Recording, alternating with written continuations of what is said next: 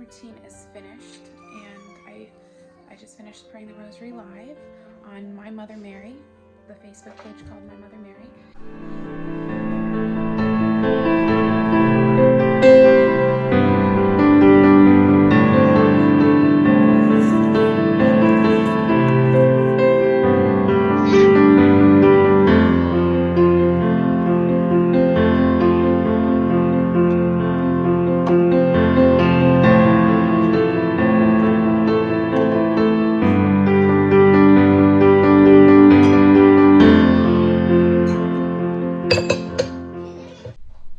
Okay, so before we leave for our walk, our daily walk, we're going to tidy up the living room. So come along and clean with me for a minute.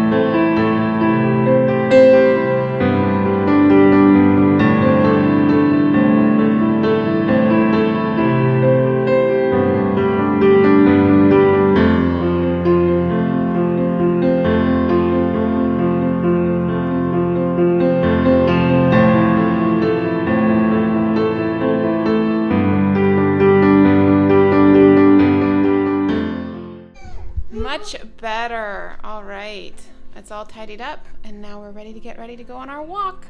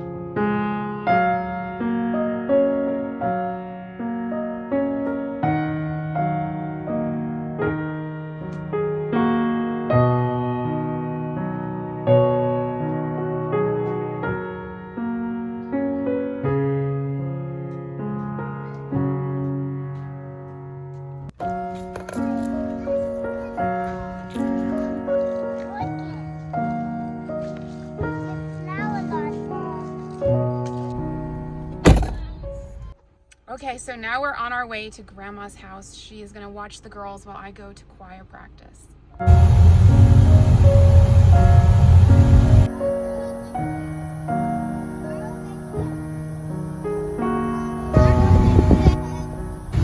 So I've been loving what I've been reading in this book about John Sr.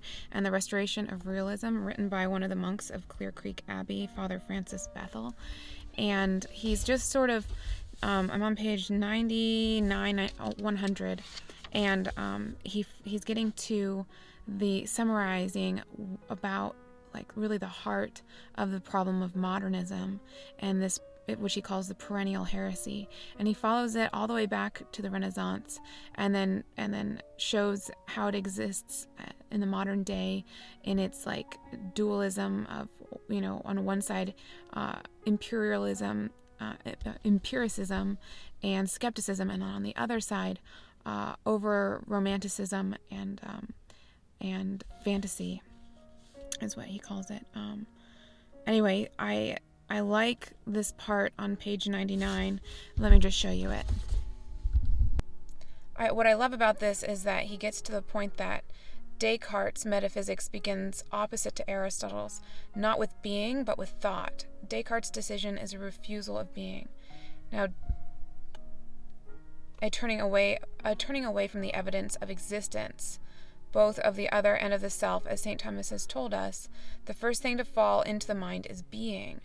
And as Senior expresses it, something exists and I know it, and therefore I know that I exist and think. So basically what I'm getting out of this is that he's saying that Descartes' I think therefore I am, you know, is built on a shoddy foundation, because it's not our thoughts that we know more closely than existence. It's existence that we sort of touch first with our minds and that we know, and it's this common experience, and that's why it's the common sense and the common language and the way we talk about things, that knowing what existence is and that it is primary to any other thoughts we can have. It's not our mind doesn't come first. It's our acknowledgement of the reality of this world that we're in, and that's what really comes first as a first principle, as something that's obvious. And obvious, coming from the Latin obvia, a thing, ob, in the way, via. It's something that you trip over right in front of your face, you know, right under your nose. And that's what existence is for, you know, for all of us, in how it sort of trips and knocks us over mentally. It's a first principle. It's not something that you can argue to. It's not a conclusion that you can prove with logic. It is a principle that underlies the whole foundation of your logical thinking, of your thought process, and your mind itself. Existence is what comes first. You know, God is existence itself, right? And so that, I mean, I thought this was absolutely such a beautiful expose of this thought. The existence of things cannot be proved, because one cannot put the conclusion of a syllogism, that which is, at the beginning. One cannot reason to the principle of being, because all reasoning depends on it. If someone tries to deny or question the obvious being, all we can do is point to it, underline its presence by a striking and redundant expression. It's so obvious. All you can do is point to it, and notice when you've tripped over it, it's not something that you prove with logical syllogisms. It's self-evident.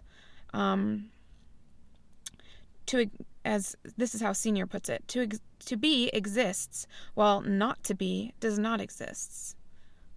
It's I don't know. It's really stating the obvious in a very eloquent way, and I really love where he the process with which this author, Father Francis Bethel, has taken you through the whole monstrous problem of modernist thought entirely, and then brings you to this clinching point of this: to be exists, while not to be does not exist. Just to the obvious. So anyway, that's what I got out of my reading today. Okay, and now it's time for me to go to choir practice, and then I don't think I'm going to take this with me, so I will see you after I'm done with choir. Okay, so choir lasted about wait a second. The kids are already here at the door. Hey! Okay, so I just got back from choir practice, and it lasted like a couple hours, and now I'm back at Grandma's house, and we're going to spend the evening here. So this is not a normal evening routine, but it is something special we get to do every now and then, like once or twice a week. And we we just spend the evening at the grandparents, and we leave around bedtime, and so the girls are asleep, you know, by the time we get home. So that's the close of today. I'm going to end my vlog this way because this way I can spend time with my family uninterrupted by, you know, vlogging. So that's just the wrap up for my day, and I hope you had an enjoyable time coming along the day for most of the day with me today. Okay, thank you, and I'll see you in the next video. Bye.